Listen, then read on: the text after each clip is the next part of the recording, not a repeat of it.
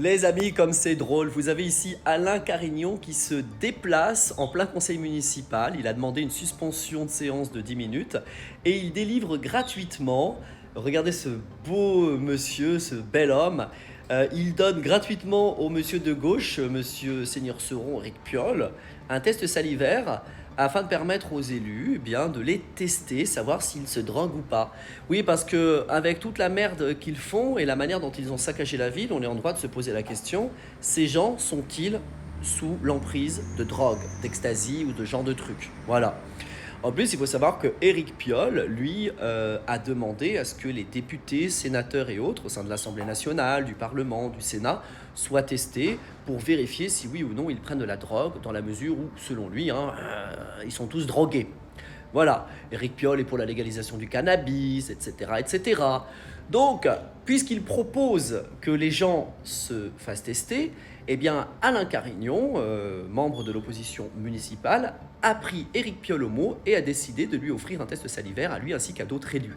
Évidemment, vous savez, étant donné que ces individus soumettent des propositions qui ne s'appliquent qu'aux autres et pas à eux-mêmes, ils ont tous refusé. Personne n'a souhaité eh bien, utiliser ces tests salivaires pour prouver qu'ils ne sont pas sous l'effet de la drogue. Ah, on peut se poser des questions. Qu'est-ce que vous en pensez? Est-ce que vous trouvez que c'est un coup de génie de la part d'Alain Carignon ou pas? En tout cas, ce conseil municipal était extrêmement violent, puisque vous avez énormément de commerçants et de vieux quartiers qui sont venus défoncer, évidemment, la paroi latérale de la salle du conseil municipal pour exprimer leur mécontentement. Il faut savoir que la salle du conseil municipal doit être accessible au public, mais Éric Piolle a refusé, a mis un cordon de sécurité avec police nationale, renfort CRS pour empêcher les manifestants de venir perturber le conseil municipal.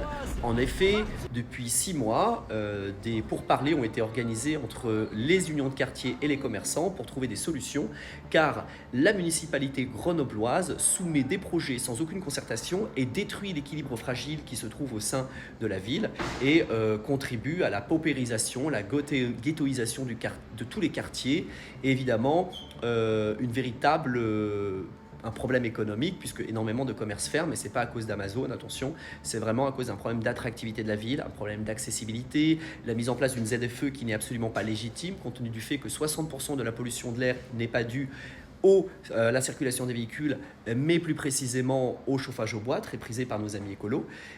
Beaucoup de gabegies également, beaucoup de dépenses qui se chiffrent en plusieurs millions d'euros pour des choses qu'on ne demande pas et dont on n'a pas besoin. Du 10 au 17 mai, Éric Piolle a annoncé qu'il aurait dépensé 500 000 euros pour l'organisation de la biennale des villes en transition, mais c'était une fumisterie, un véritable flop.